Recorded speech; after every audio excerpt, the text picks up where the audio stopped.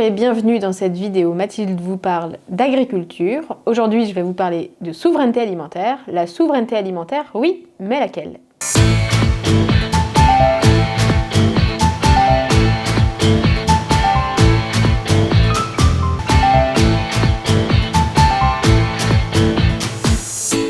La souveraineté alimentaire, c'est quoi? C'est pas l'autarcie, la souveraineté alimentaire. C'est pas l'autosuffisance. C'est la capacité à reprendre notre destin en main en matière de production agricole. L'alimentation, c'est devenu une arme de guerre. L'alimentation, c'est devenu une arme géopolitique. Il m'importe de savoir qui nourrit le continent africain. Il m'importe de savoir qui ne pourra pas, pour une partie d'entre lui, se nourrir tout seul. Et donc, je préfère que ce soit nous que d'autres puissances qui ont des intentions qui sont moins, comment dirais-je, moins pacifiques. Dans le projet de loi d'orientation agricole du gouvernement, sur le titre 1, il est indiqué la définition de la souveraineté alimentaire. Alors, je vais vous lire exactement ce qui est écrit.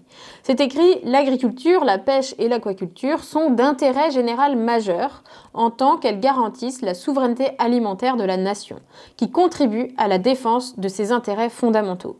Les politiques publiques concourent à la protection de la souveraineté alimentaire de la France en veillant à préserver et améliorer sa capacité à assurer son approvisionnement alimentaire dans le cadre du marché intérieur de l'Union européenne et de ses engagements internationaux aux fins de fournir à l'ensemble de la population une alimentation saine, sûre, diversifiée, nutritive, accessible à tous tout au long de l'année et issue d'aliments produits de manière durable. La souveraineté alimentaire telle qu'elle est décrite là, en fait, elle inscrit la souveraineté alimentaire dans une approche commerciale en l'incluant directement dans le marché intérieur, dans le marché européen et international. Cette définition de la souveraineté alimentaire, elle laisse le champ libre aux accords de libre-échange et elle positionne la souveraineté alimentaire de la France et des autres pays dans une logique de concurrence mondiale. Même le Conseil d'État s'est interrogé sur l'utilité du point de vue juridique de définir ces notions dans la loi. Quel est l'intérêt d'écrire souveraineté alimentaire, agriculture d'intérêt général majeur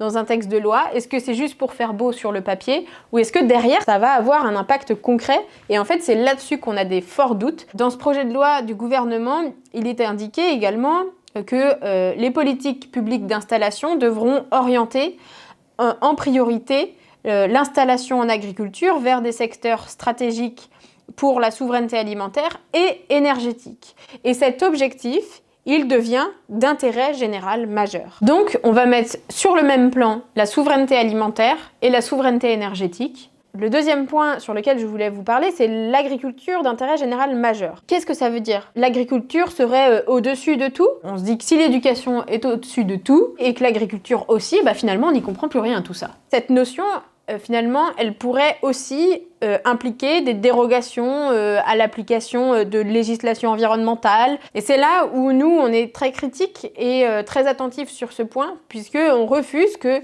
sous prétexte que l'agriculture serait d'intérêt général majeur, cela primerait sur les intérêts environnementaux.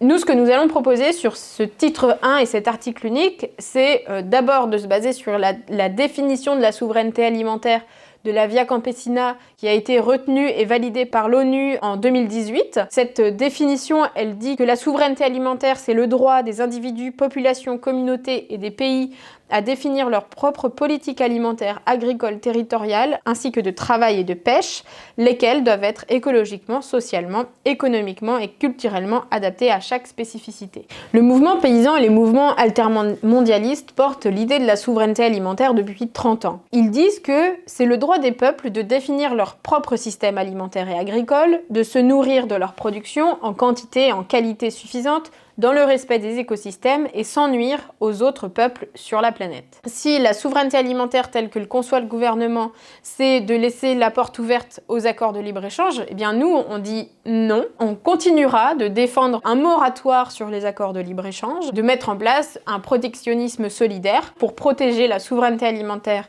de chaque État, avec notamment la mise en place de moratoires sur les accords de libre-échange pour protéger les agriculteurs et agricultrices français, mais aussi finalement protéger les agriculteurs et agricultrices des autres pays qui eux aussi sont soumis à une concurrence internationale féroce. Voilà ce que nous défendrons dans ce premier article sur la loi d'orientation agricole.